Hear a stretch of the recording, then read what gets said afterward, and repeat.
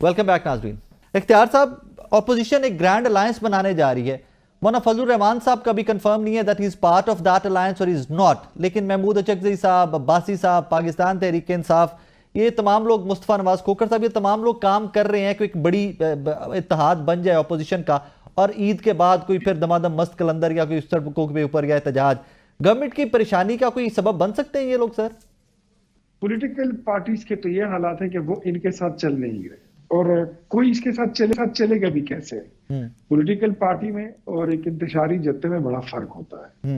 जमहूरी लोग जिस तरीके से अपना तर्ज सियासत और तर्ज तकल्लुम रखते हैं और उनकी जो मूवमेंट होती है वो अलग होती है। जो तहरीक इंसाफ ने इंट्रोड्यूस कराई है नई तर्ज से सियासत, उसको एवेंचुअली लोग जो है वो मुस्तरद कर चुके हैं और करेंगे। दूसरी बात, मशवरा इनको यही है कि पहले आप अपने घर का इत्तेहाद बना लें कि आपके अपने घर में कितने धड़े बन चुके हैं। अलीमा बीबी का अलग दड़ा है, बुशरा बीबी का अलग दड़ा है, गंडापुर साहब का अलग दड़ा है, असद कैसर का अलग दड़ा है, शेर अफजल मरवत एक अलग दड़ा बना चुका है, आतिफ खान और उसका जो है तो एक अलग धड़ा है। आपकी तो अपनी पार्टी इतने हिस्सों में तकसीम है, पहले अपने घर को इन ऑर्डर कर लें तो आप दूसरी पार्टी, तब उसके बाद कोई जाके मेरे ख्याल में कोई सोचेगा कि आपका इत्तेहादी बनेगा या नहीं बनेगा। लेकिन अगर कभी कोई इत्तेहाद बन भी जाए तो व्हाट डू यू थिंक कि कोई एहतजाज आएगा, 10-15 हजार लोग अगर आ जाते हैं तो उसमें कोई हुकूमत इस्तीफा दे देगी? मेरे ख्याल में इस तरह हम तो ये प्रूफ कर चुके हैं कि कम से कम एटलीस्ट हमारी हुकूमत अगर हो तो उसमें इस तरह नहीं हो सकता। और ये पीपल्स पार्टी ने भी प्रूफ किया था जब पहले वो आए थे तारुल कादरी साहब जुलूस लेकर, तो आपने देखा होगा कि वो भी इस्तीफा लेने के मुतालबे पर आए थे। तहरीक लब्बैक वाले भी आए थे, जो ये इन्होंने भेजा था हमारी हुकूमत में कि ये जाए और इस्तीफे का मुतालबा करें। फिर इन्होंने भी अपने 126 दिन के अपने पंजा आजमाई बड़ी की है। अभी ये 26 नवंबर भी किया, संजानी भी किया, लाहौर में भी किया कि जी इस्तीफा लेकर आएंगे।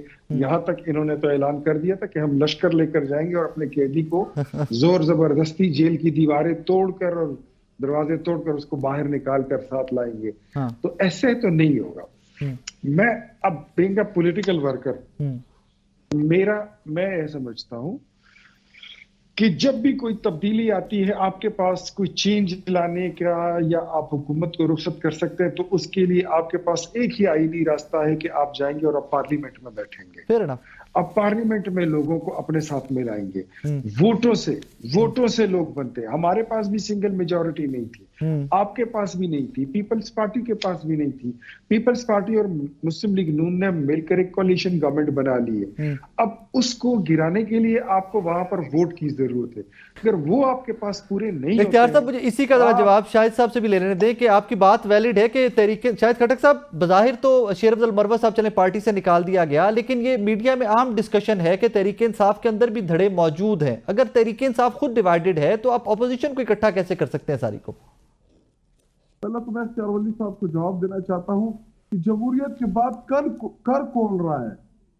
वो लोग उस जमात से इनका जो ताल्लुक है, सारे के सारे फॉर्म 47 के जरिए आए हैं, सारे के सारे वोट चोर हैं, सारे के सारे मैंडेट चोर हैं। 15-16 छोड़ के बाकी जितने भी है चौथे और 5वें नंबर के हैं। और ये आते जमहूरियत के ऊपर भाषण देते हैं और जमहूरियत के चैंपियन बने हुए। जमहूरियत में तो जो जमहूरियत की जो बुनियाद है वो अवाम है, और अवाम जो है वो जब आपको वोट दे और जब वोट का प्रोसेस हो तो ये जमहूरियत कहलाती है। इस तरह के में भाषण देते हैं जिन्होंने पाकिस्तानी कौम का वोट जो है वो चोरी किया।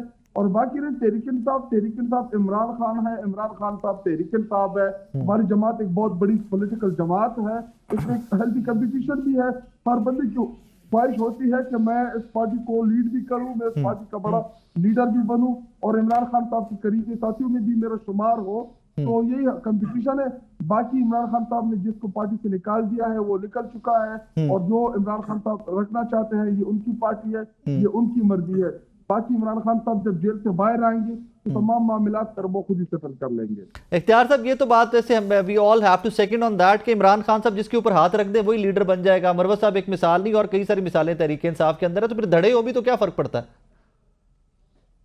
लीडर बन जाए ना, देखें, अगर ये फार्म 47 की बात करते हैं तो मैं इनको बता दूं, जी अब ये मेरा भाई पता नहीं इनको कितना इल्म है कितना नहीं है, कि फार्म 47 नाम है एक लीगल डॉक्यूमेंट का, जी एक सर्टिफिकेट का। जी ये समझते हैं कि शायद ये फार्म 47 जो है ये कोई जाली कागज है, जाली दस्तावेज है।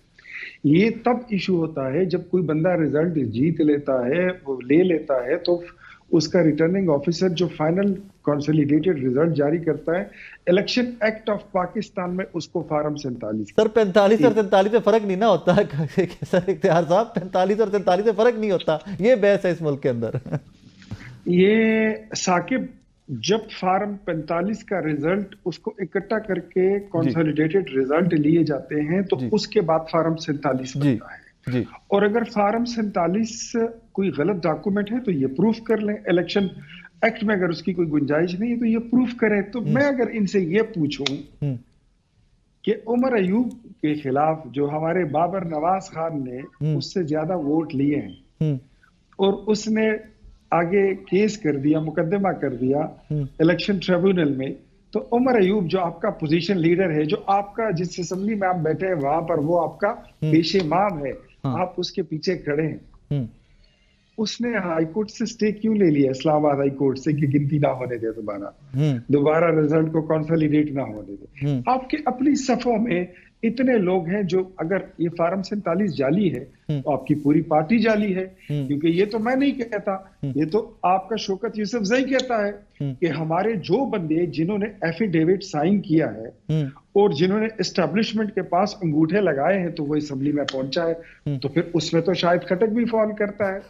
और फिर इस बात की तस्दीक मोहतरम शेर अफजल मरवत साहब कह रहे हैं कि फार्म 47 अगर झूठे का नाम है कि किसी के पास जाली मैंडेट है, तो ये सिर्फ एक तरफ नहीं है, ये हमारी तरफ भी।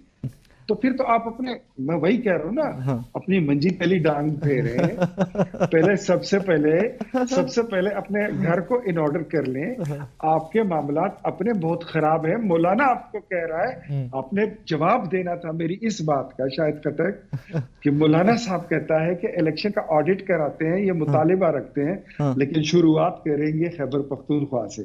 क्यों चुप हो जाते हो? इख्तियार भाई थैंक यू, इख्तियार भी आपका शुक्रिया, शायद खटक साहब आपका शुक्रिया। नाज़रीन, इस दुआ के साथ प्रोग्राम से इजाजत दीजिए कि as I said in the opening, हर पॉलिटिकल वर्कर का ग्रोथ हक है, वो इख्तियार वली खान साहब हो जाए, वो शायद खटक साहब हो जाए, एनीबडी एंड एवरीबडी जो पाकिस्तान में सियासत कर रहा है, जो खिदमत कर रहा है, अपनी अपनी जमातों के अंदर एलिवेट करना और इवेंचुअली ऐवान के अंदर एलिवेट करना उनका हक है। I hope and pray in days to come इस मुल्क के अंदर हम वो डेमोक्रेसी देखें कि जहां पर किसी का बेटा, किसी का भाई ही सिर्फ वज़ीर आज़म नहीं बनेगा, किसी की बेटी ही सिर्फ वज़ीर आला नहीं बनेगी, उसी सियासी जमात के वो वर्कर जिनकी कुर्बानियां, जिनकी मेहनत अपनी अपनी जमातों के लिए हो, वो लोग आगे आ सकें, उनको एलिवेट होने का मौका दिया जा सके। जिस तरह इख्तियार ने बड़ी खूबसूरत बात की कि मैं उस दिन के लिए स्ट्रगल कर रहा हूं कि मुझे कोई हाथ पकड़ कर ले जाकर अपने लीडर के सामने खड़ा करके मेरा तारुफ ना करवाए, मेरे मुल्क के अंदर जमहूरियत ऐसी हो, सियासी जमातों के अंदर जमहूरियत ऐसी हो कि लोगों को खुद से पता हो कि किस बंदे ने कितनी मेहनत की है और उसका क्या राइटफुल स्टैचर बनता है। इसी दुआ के साथ इजाजत दीजिए, अपना बहुत सारा ख्याल रखिएगा।